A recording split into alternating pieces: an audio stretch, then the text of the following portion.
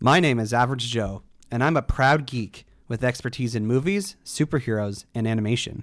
My name is Beef Pork Ribs. I'm a fine repository of esoteric knowledge, which I suppose most people would qualify as geeky. Though I dabble in many fandoms, my main areas of expertise are anime, movies, and Belgian comics, with a strong recent insurgency of D&D. Our mission is to bring nerd and geek culture to the masses by sticking it all under the microscope. Welcome to the Bat Jar Podcast.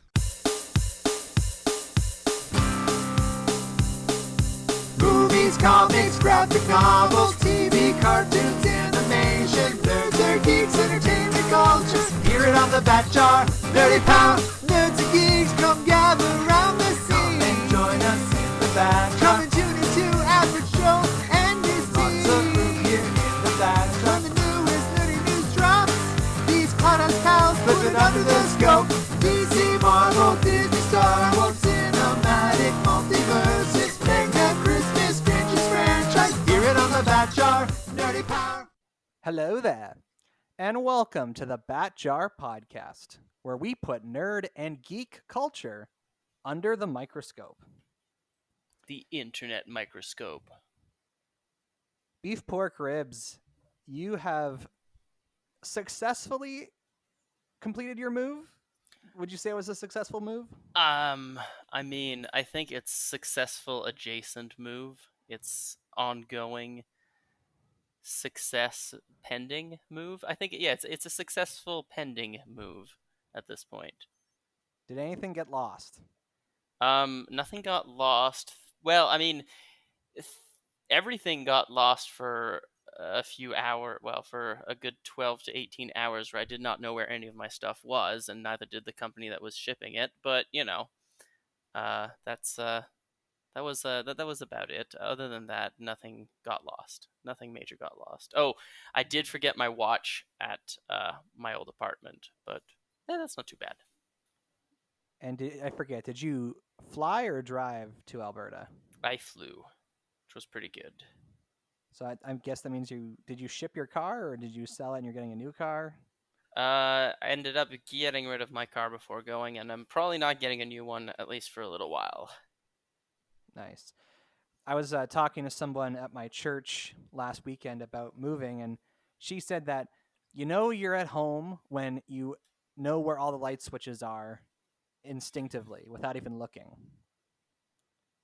And for me, it's been 3 weeks now, and I still am flicking the wrong switches, forgetting what switch goes with what light. So I guess by her kind of metric, I would say I haven't moved in yet. I know you said it takes up to 8 months to feel comfortable in a new space. So if you had to put a percentage on it, like what percentage of comfortability in your new home would you say you're at?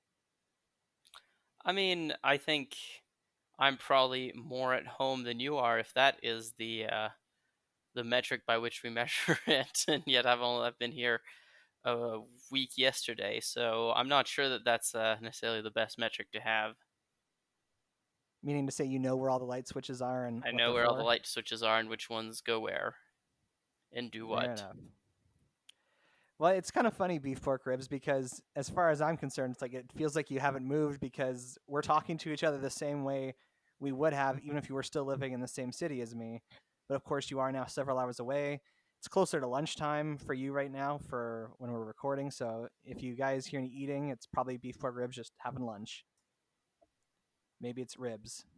I haven't had ribs in a long time, actually. Very sad. Well, glad to hear things went okay with the move. It was kind of weird, honestly, not talking to you last week, not having an episode, even though I know we were like taking it as like a break and giving you the space to do your moving without any other stresses.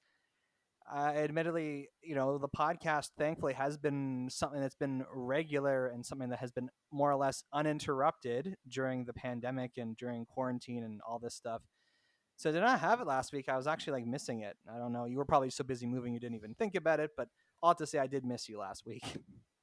I wouldn't say that I wasn't thinking about it. I did think about a few other things that were interesting, and I did miss. We did miss D&D yesterday because I didn't have time to organize it. So yeah, both the campaigns that I'm the dungeon master in, I was not able to do this week. Hopefully that can resume more or less regular scheduling. But also the one where I'm a player, I did actually get to play in, even though we had just gotten internet a few hours, or I guess a day before, so it wasn't that bad. Um, yeah, it was quite.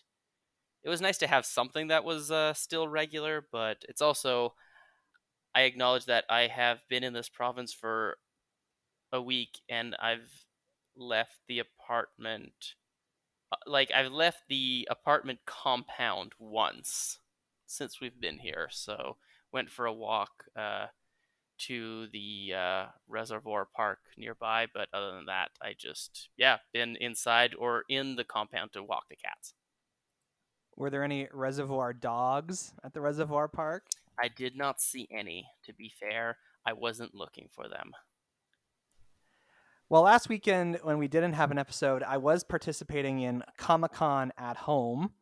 And so as I promised our listeners in a previous episode, we'll talk about it briefly here. I guess you were moving and you also said you weren't really interested in Comic-Con at home, so you probably weren't participating in it. So this is my hot take on the whole Comic-Con at home experience.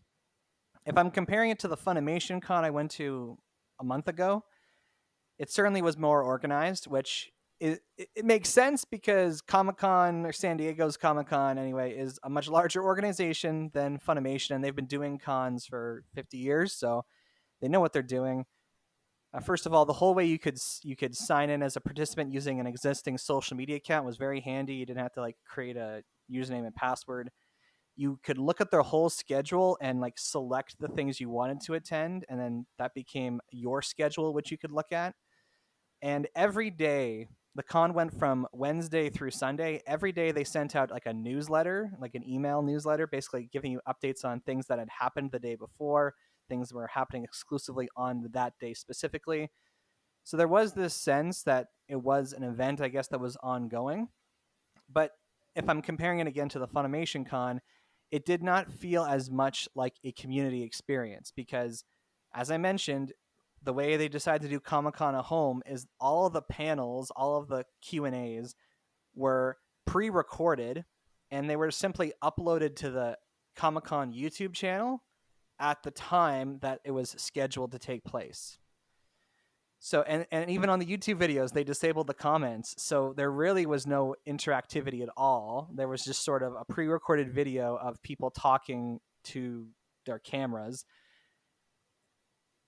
And I felt like I really missed out on something. Like one thing, even though the Funimation Con, their streaming was so laggy and the comment feed was broken for a lot of it, at least some of the stuff they did was live and there were people like commenting live as was going on, and you could jump on the Discord thing if you wanted to talk to people as these things were happening. So there was at least some kind of illusion, I guess, that things were happening live. But with the way they decided to do this Comic-Con and having essentially, again, just uploading a bunch of YouTube videos, I really didn't feel any sort of connection to other people. Does that make sense?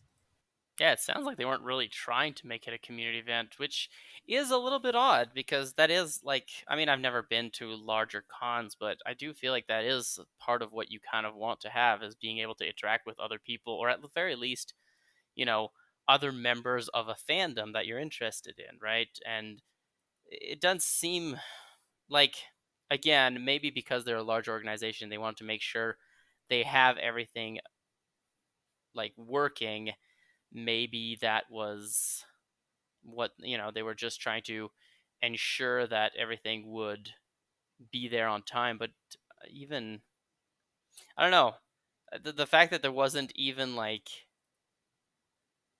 live chats, that seems like that would be like live chats on YouTube videos is pretty commonplace thing. Like, not even just streaming, you can do it on YouTube or on other platforms, just have the comments whenever the video is released. So that seems a little odd that that wasn't, or they could have even released the video as a live, like to in order to have the chat and then archive it later on. Like that would have also, I think, really simple things that might have added to that kind of community experience. So I don't know, but then again, it also depends what they were trying to accomplish. Were they just trying to accomplish a Comic-Con to have people get the feeling of, we're not out of the loop completely with all these events and announcements? Because that also, especially for the larger cons, tends to be one of the more important things.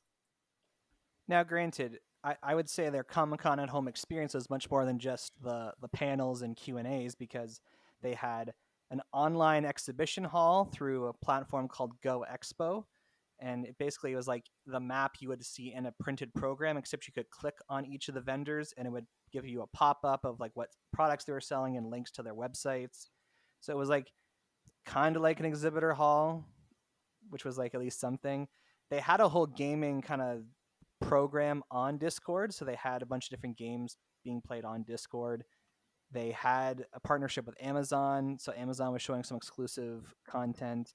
They were using Tumblr as a platform for their art show and for their masquerade for cosplay. I didn't check any of that out, so I don't know how any of those things worked out. But I also know they had in California they had a blood drive associated with the Comic Con. They used a platform called Scener to host watch parties, and they actually partnered with Funimation in there because Funimation hosted anime watch parties, and they like offered a discount to people who were joining through Comic Con. So there does I was it was impressive to see like the variety of things they were offering to people, because again, as we've talked about, going to one of these cons for some people is not about the programming, not about the panels and the Q&As, but about everything else that's there. So they were trying, it seems, to offer all those things. And if I'm being honest, having the videos, like all the different panels just available to watch on YouTube was very handy, because some of the sessions, like all the timings were based on the Pacific coast. So a lot of the panels were like happening while I was at work, and there's no way I was going to be able to watch them. So all I had to do is go on YouTube, whenever I had the time, and I could watch the panels because they're all uploaded on there. With like the Funimation Con, if you missed a live event, they have now just very recently put their panels on the Funimation app, but it's like if you missed it, you didn't get to watch it. So it was handy, to be honest, to have them all available on YouTube. And because my TV has a Chromecast, because it was on YouTube, I could just cast it to my TV, no problems involving needing to connect to my computer or something. The actual programming itself, the panels I did watch, there really weren't any of the industry panels, like where people were talking about a new show or something. Wasn't There was nothing that really caught my eye. But admittedly, some of the panels I did watch were very interesting. Like there was one about motherhood in comics and different comic books that have been written, kind of exploring different elements of motherhood. There was one about the psychology of Christmas and pop culture. Perfect content for me, knowing my love of Christmas. There was a panel discussing the relationship between Stan Lee and Jack Kirby, which is a very important relationship in superhero comic books, if people don't know who they are. There was a panel I watched where it was a memorial, if you will, to Danny O'Neill, who, if you don't know who he is, he's basically one of the most important people to have ever worked on Batman comics. He was a writer through the 70s and the 80s and became an editor and oversaw a lot of stuff that happened. He was a very important person in the character of Batman's history. So most of the panels I did watch were kind of like historical things, people talking about things that had happened in the past. And again, if I was attending a Comic-Con and these panels were being offered, I would most likely have gone to those panels because those were the kind of things that interested me. The only one that I can think of that was like kind of relevant to right now is I watched one of the DC Comics panels where they talked about some events that were happening. And I did watch an interview with David Goyer, who people might know as a writer in Hollywood who's worked on like the Dark Knight movies and the Blade movies and some other stuff. But I mean, again, considering this was free, I got a lot of content available to me for a whole lot of nothing. Like, they had over 350 different panels that got uploaded onto YouTube. And it was even like I'm thinking even now, Kevin Smith, he did like his kind of presentation because I guess he usually does an evening with Kevin Smith, and he was just talking about things that had happened to him in the past year, and he like shared this story about how he got his handprints on like the Hollywood outside the Chinese theater, and he told this like story about how when he was a kid, his dad took him there for a trip and said maybe one day you'll get your hands in the ground here. And sure enough, like 40 years later, it actually happens, and it was it was neat to hear his little story. But like the Funimation con, I mean, this is the other reality too. These were mostly like Zoom calls that people were like these panels were Zoom calls. People in different remote locations kind of connected together. And the quality, like the audio quality, the quality of the presentation, the quality of the video was totally dependent on who was organizing that panel. Some of them I went to was like, oh, this is just a really bad Zoom call. I can't I can't handle this. Um, and then some of them were really great, like highly professional. Like the Kevin Smith one, you could tell he was just in a place, his house by himself, and he had a professional video set up. I guess the other benefit to doing this remotely is that because you weren't actually in the room, if you didn't like a Q&A or it wasn't what you expected, you could just turn off the video. I've gotten into the trap before of misreading a program or thinking an event was something it wasn't. So I've get into a room for a panel or something, and then I realize it's not what I wanted, and you just feel so bad getting up and leaving during a panel that, at least for me, I never actually do it. So the fact that this was all virtual and on YouTube, it basically meant that I could just turn off any video I didn't want to watch. I know that's a lot of information before, Gribbs. Is there anything in there that stands out to you? I don't know. It does sound like they were going more for the experience of seeing if they could do it, and trying to make everything available. Um, I'd be interested in how you feel about maybe. I think we talked about this when we were talking about the cons, but the idea of like setting a precedent for that and being all like, okay, but now that you've made all this content available for free, is there a point of no return where people are just like, well, now we can just have this every year? And do you think that they will likely kind of put all the panels on YouTube more or less simultaneously?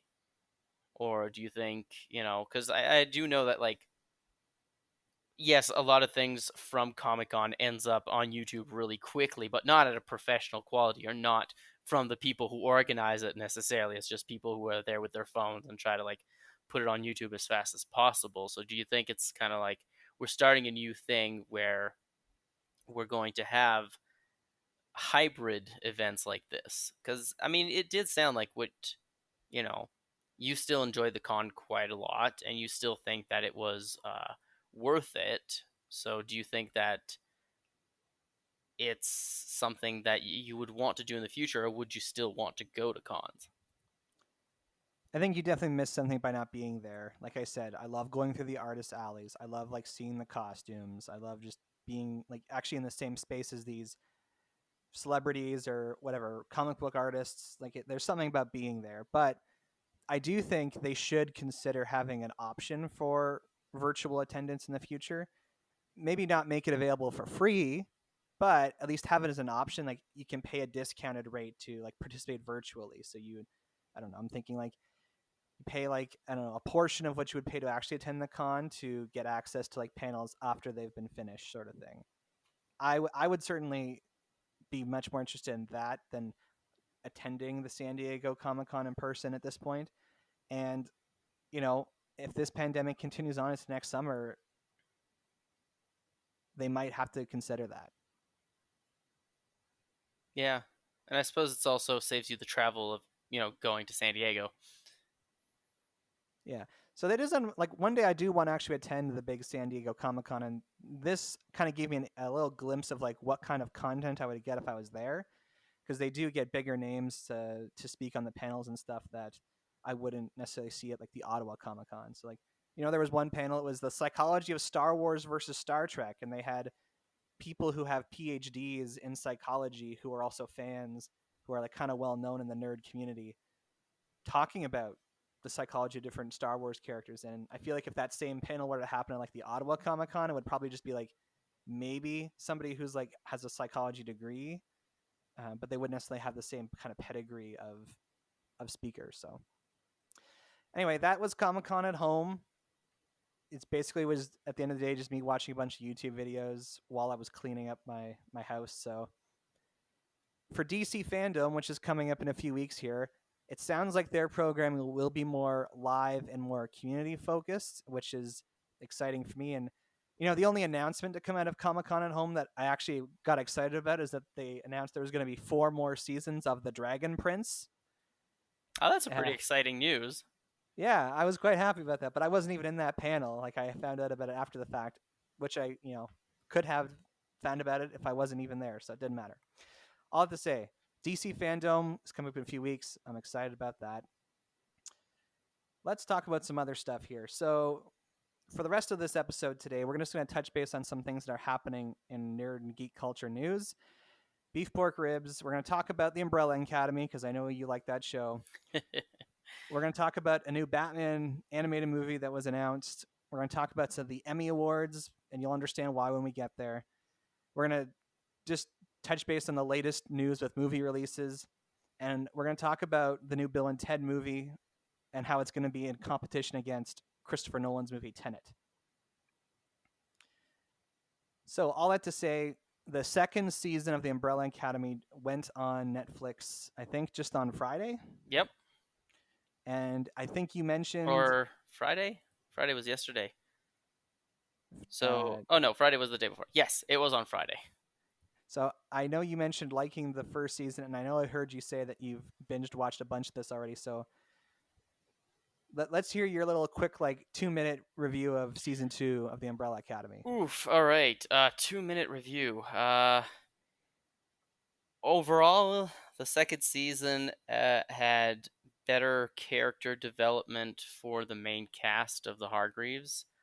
The storyline was a little bit more cluttered, though they did pick up on a few things that I thought were interesting and good.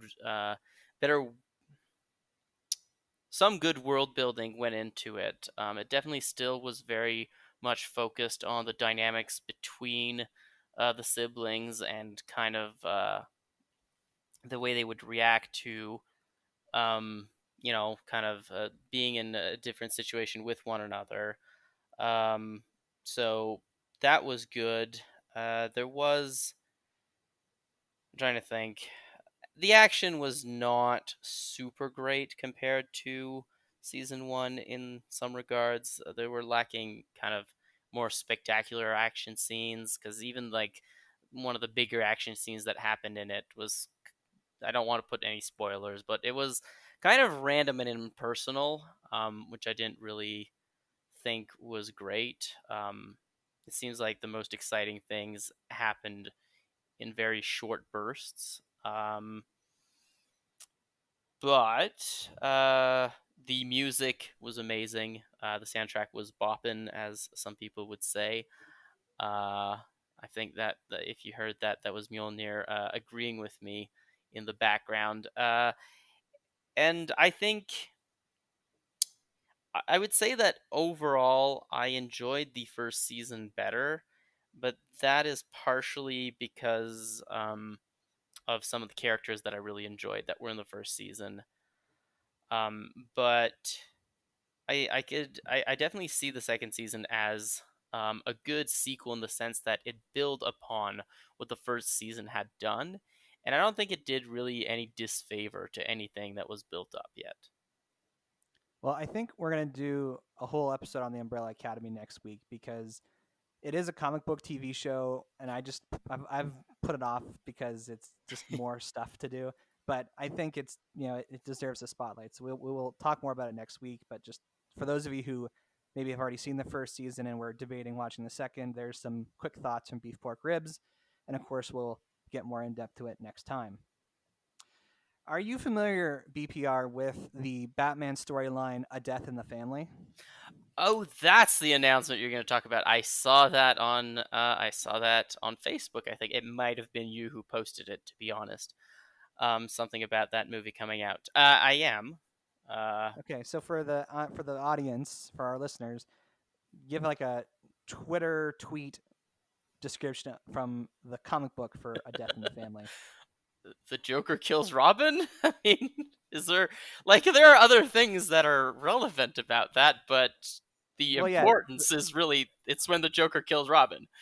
Yes, but the fans. It was an event where the fans decided to kill Robin. Oh yes. They set up two different 1-800 numbers you could call. If you called one number, Robin lived. If you called a different number, he died. And by a margin of like 51%, more people called in. Bless Mjolnir, I could hear that beautiful sneeze.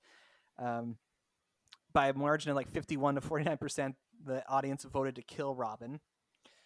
And so, what was announced very recently is that they are doing an animated film that's an adaptation of A Death in the Family, which is interesting because it's also a sequel slash spinoff to a movie that Warner Brothers did about 11 years ago called Batman Under the Red Hood. Okay. Did not know So, those two were. yeah, so in the movie Under the Red Hood, it starts with the death of Robin, and then it flashes forward a certain number of years, and there's this new character called the Red Hood running around the city. And without spoiling anything, the death of Robin at the beginning of the movie has an impact on the rest of the movie.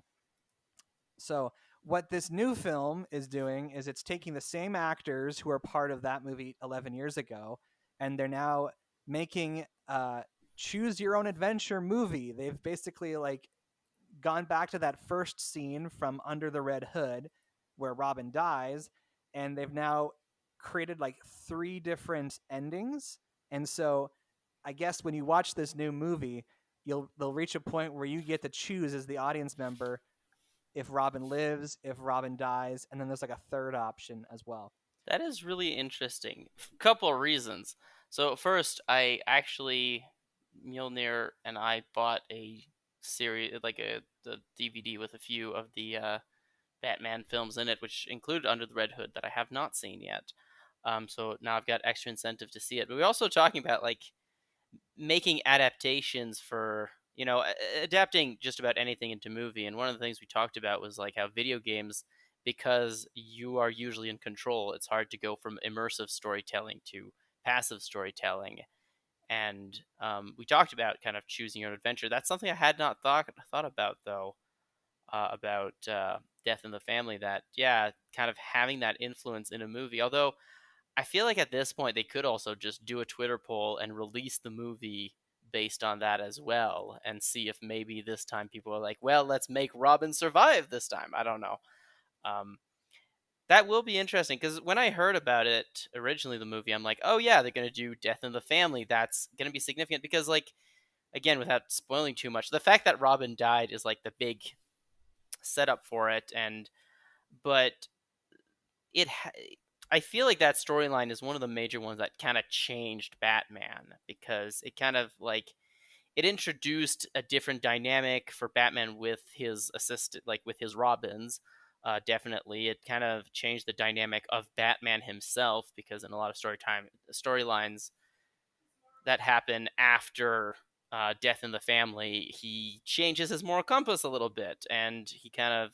So I thought it was they were trying to kind of cash in on that, but yeah, that's interesting having multiple endings to a movie. Although I don't know, it depends how they do it because there's this the problem, and this is something we're talking about too, is like when you have a video game that or any kind of story that pretends to be, multiple choice or choose your own adventure, but there is only two endings. And it's like all the choices you made end up coming back to that. So I hope that if they do it, they don't add like too many choices to distract, but kind of just have it, at the beginning or have it at like a central crux so that it's actually significant, like that, so that the choices you make while watching are significant as opposed to just being, oh yeah, it's going to end up this way anyway. Yeah, from what I could tell by watching the trailer, is that basically one of the options leads to the Under the Red Hood movie playing out as it did before, and then the two new options kind of present two different alternate endings. So it will be interesting to see what happens. I admit it does feel a little gimmicky to like introduce this choose your own adventure element into a movie, but I will remain optimistic until we've seen it. So there's that.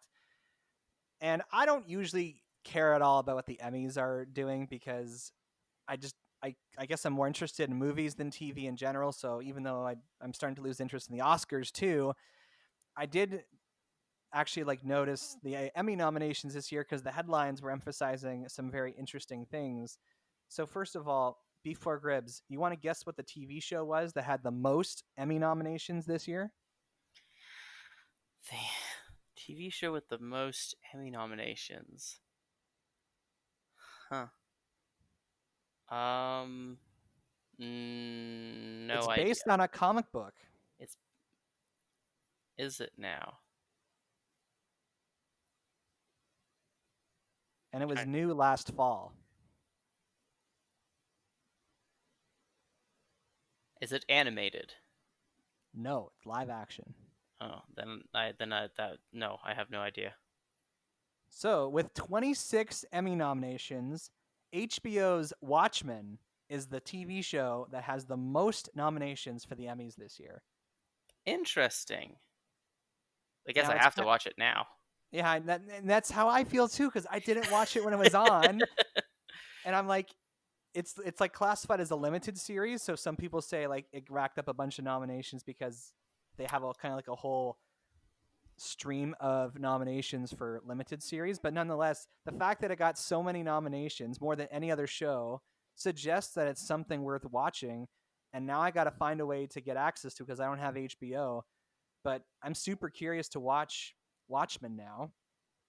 And another interesting thing, The Mandalorian got a nomination for Best Drama. Interesting. See, I would have thought The Mandalorian might have had it until you said comic book, because The Mandalorian was a great show and kind of had a big impact. But best drama, that's interesting. Yeah, it's in the same category as Ozark, The Crown, The Handmaid's Tale, Better Call Saul, Stranger Things, and The Mandalorian is just slotted right in there with them. I find it so fascinating that like a sci-fi, like Star Wars, Star Trek kind of show is actually in like the tier of like best drama show of the year sort of thing. Yeah, but at the same time, I feel like that might also be a lack of categories as well. Like, what else were you going to categorize it as? Like, Yeah, it's like drama or comedy. Those are kind of like yeah, the it's not a comedy for sure. So it is kind of a drama. I think that's more the issue, and maybe have the fact that the Watchmen racked up the most nominations is gonna be showing that maybe there should be a category, for comic books or for something else. Like maybe there is a need for a new category for things. Yeah, like the Watchmen, like the Mandalorian. Although I don't know, maybe adaptation, but that probably already exists I guess I'm outside just of. more I guess I'm just more excited that it seems like at least in the TV award arena, nerd and geek media is getting recognized in a way it isn't being recognized at the Oscars. True, So and being taken seriously. Yeah. But and this also interestingly is part of the conversation I had with Mjolnir earlier today is that there is also an aspect that people are taking TV as a medium more seriously than movies. Well, not more seriously than movies, but like the difference between taking movies used to be the big thing. If you wanted to make an adaptation, you made a movie. But people are realizing, especially with things like Netflix and Netflix originals, that as it turns out, having a TV show is works better in a lot of contexts and a lot of different you know, uh, as a medium for adaptation for a lot of different things because it helps with kind of long form storytelling, which something like The Mandalorian, something like The Watchmen kind of needs to be a little bit, you know, more long form because there's more in it. And, if you try to put it into a movie, well, you end up with something that ends up trying to do too much in too little time, but being able to make a TV show out of it is going to be, going to allow you to have the kind of time you want to commit to this. And I think that that's, it's part of the excitement is like, yes, nerd and geek culture is being recognized in TV, but I think also TV is starting to get more and more recognized as a valid medium, which I feel like there are more geeky and nerdy things in TV than in movies, or at least there used to be. Um, and unless we're talking about remakes and reboots, but that's an entirely different story. the final thing I want to say about these Emmy nominations, and I think this is just interesting. We kind of talked about this during Memory Lane about how as the last decade went on, more and more of the best TV shows that were being made were for streaming instead of network television. And throughout all these Emmy nominations for this year, the network slash platform that had the most nominations was Netflix, which they had 160 nominations across all Emmy awards. So we have reached the point now where streaming platforms are being more recognized as like quality content than network television. You got anything to say about that? I mean, I'd be I'd be interested in seeing how those statistics match up with shows that are done in conjunction with others, because I remember like recently I was looking up like who made Dirk Gently.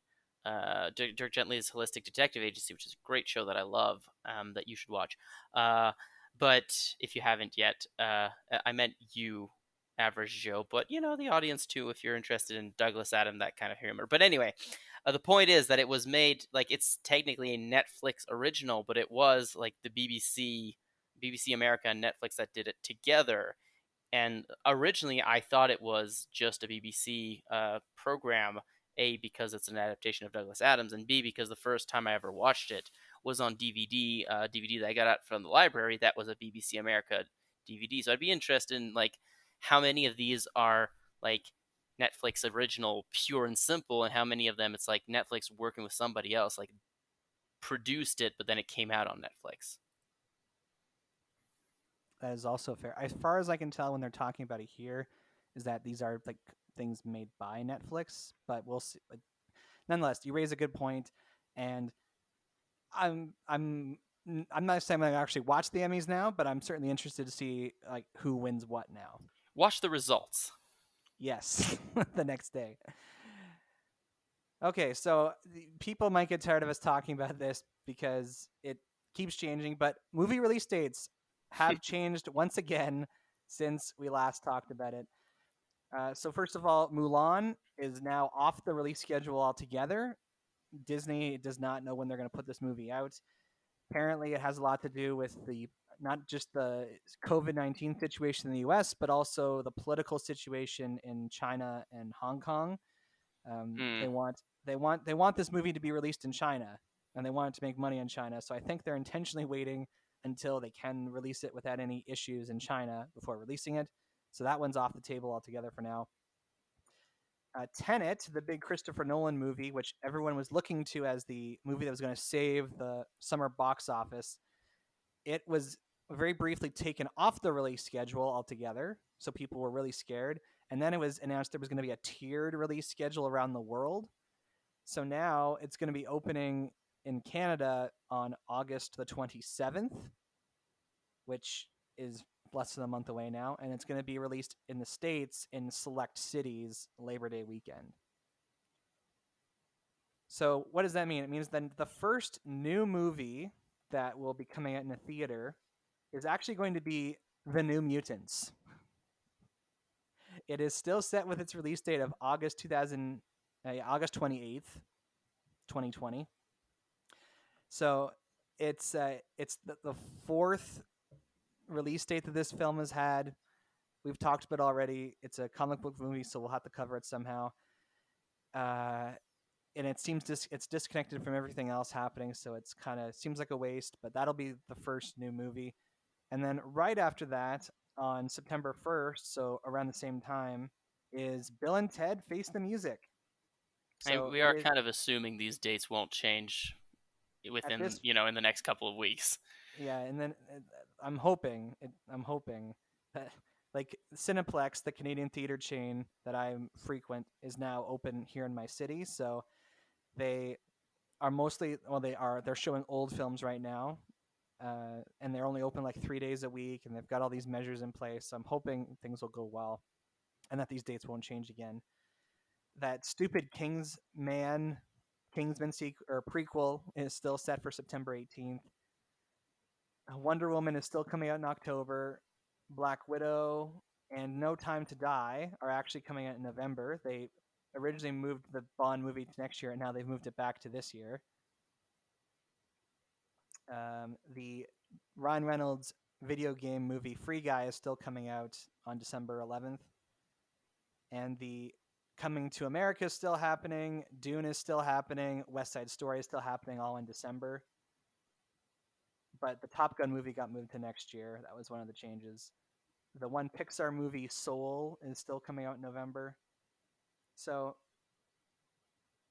it's going to be pretty sparse. It'll be basically like a couple movies at the end of August, early September, one in October, two in November, three in November, I should say, and then like four movies all at once at the end of December.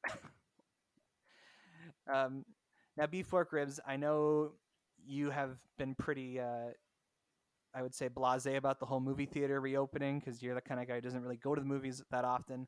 But this is very exciting for me because even though it's a much smaller slate of movies, I love going to the movies. I think that's one of the things that have been the hardest for me in this whole pandemic is not being able to go to the movie theater and just the experience of watching movies on the big screen and just having that kind of like be part of my normal routine. I think I am pretty much convinced now I'm going to go to the theater before one of these new films comes out just to see what it's like.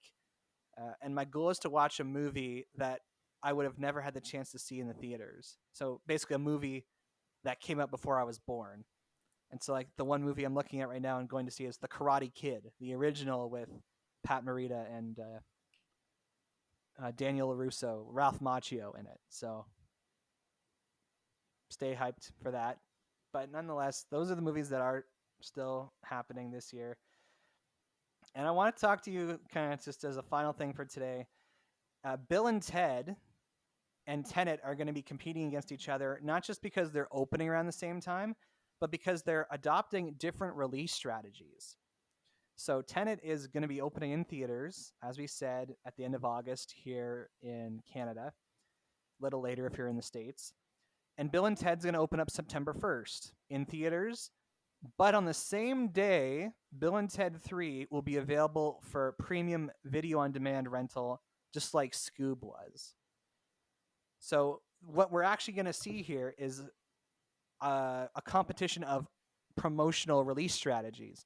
So, find out like what will be more effective, just releasing it in theaters or releasing it in theaters with the option to digitally rent it. Now, I'm sure you have an opinion about this.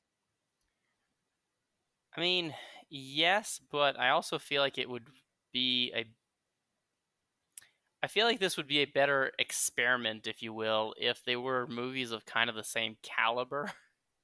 Not that not to throw shade at either one of them, but like, one of them is the new Christopher Nolan movie. Everybody's been really excited, they've been hyped up about it. The other one, a lot of people have been very hyped about for a very different reason, because Keanu Reeves is Keanu Reeves and has since especially since John Wick, people have been wanting him to do more things, and the fact that he's redoing one of his old classics, people got really excited about.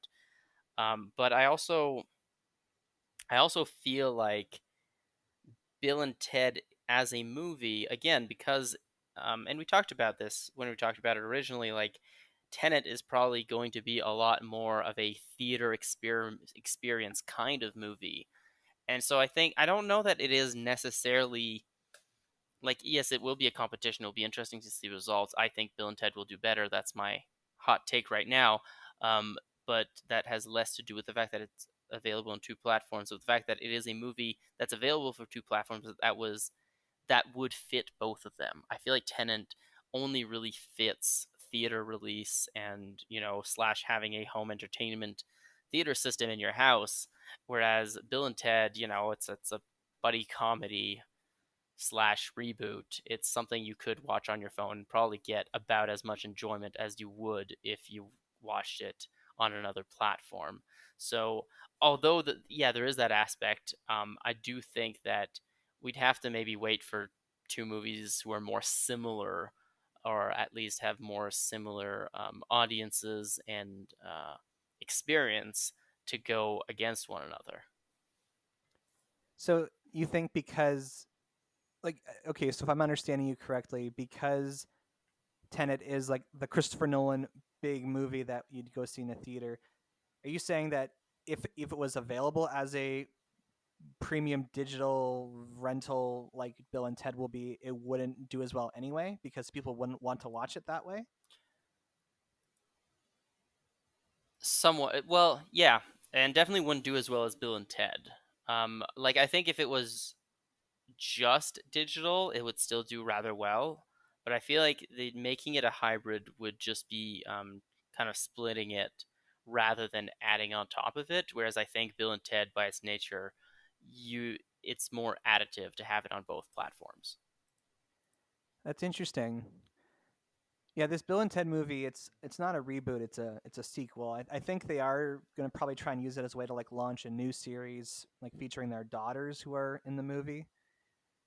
But like talking to people, they don't know Bill and Ted. Like it's one of those movies like from the 80s people actually just don't seem to know very much. So Really?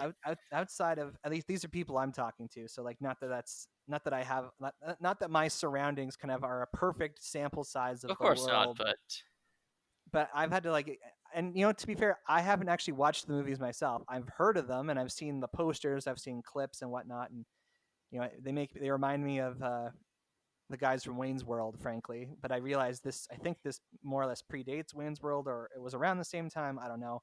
it's the Uh, same kind of feeling, though. yeah. So it's interesting. I don't know how big the audience for Bill and Ted is. Like if I go off of again people I'm talking to, not many people are familiar with Bill and Ted. But like you said, Keanu Reeves is huge right now, so there might be people who go see it or rent it just because Keanu Reeves is in it. Yeah, I feel like Keanu Reeves can has the star power currently to kind of carry that movie beyond what it might have done otherwise. That's surprising. I don't know. I feel like it is definitely not as well known as some other movies from the 80s. You're right. But at the same time, I feel like it was big enough that people liked it. I don't know. It's like, yeah, I don't know. It's an interesting mix, but I don't know. I might have to talk to more people and see if it's just one of those things that I'm weird for being really excited about, but that other people just didn't pay as much attention to. And if I recall, you said that you think Bill and Ted with the double release will make more money than Tenet will in the theaters. I do. Yeah. It's kind of interesting because if there was no pandemic and these two movies were released in theaters, Tenet would probably make way more money. But I think the way things are now, just the very fact that it's going to be available for people at home, because again, there are still people who might not feel comfortable going to a theater, regardless of whatever movie it is.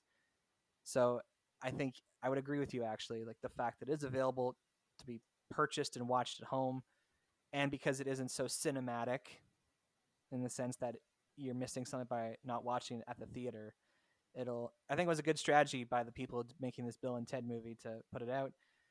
And you must be happy because it was the movie that you're most excited about for the year. So not only is the movie definitely getting a release, but it's getting a release in the way that you prefer to watch movies. Yeah, I mean,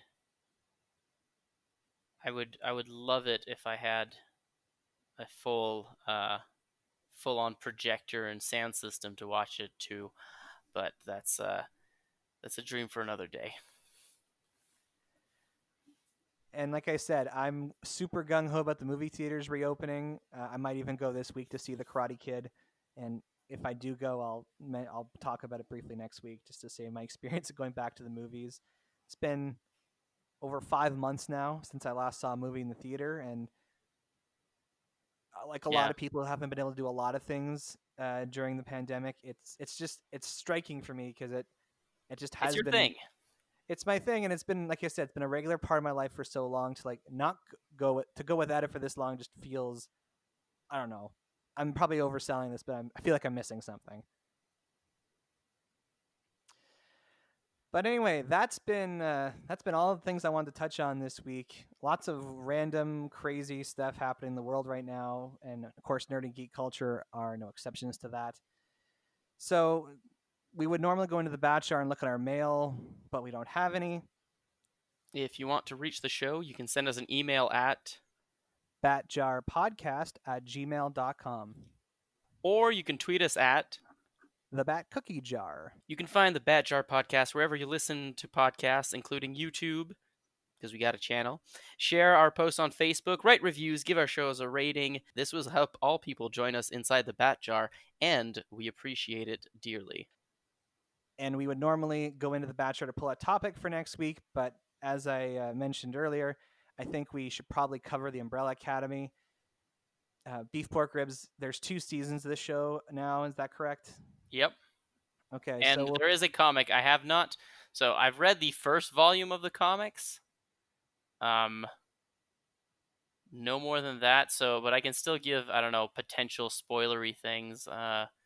So we should do a spoiler and non-spoiler, I think, sections for whatever we end up saying about it. There we go. And I will, in all likelihood, bring my wonderful fiance who loves the show much more than I do, but that's yeah, she definitely has many opinions she wants to share. Even I'm sure she was finding it hard to just hear me say things about it and not join in today. So I think it'll be a good time. And I haven't watched the show at all yet, so we'll see how far I get. And I'm fully, and this is for the people at home. If you want to come and join us for next week's episode and have not watched The Umbrella Academy or read the comic, the show's on Netflix. Go check it out. I'm sure you can get the comics online somewhere, probably virtually. Who knows? To be fair, we binged the entire second season the day it was released, so you can do it. Sure, maybe. I mean, there is a holiday here tomorrow, so maybe that's what I'll do. But all that to say, come back to the Bachelor podcast next week when we talk about the Umbrella Academy. And until that time, I'm Average Joe. And have beef pork ribs. Catch you on the flip side. And remember to stay away from psychotic fives.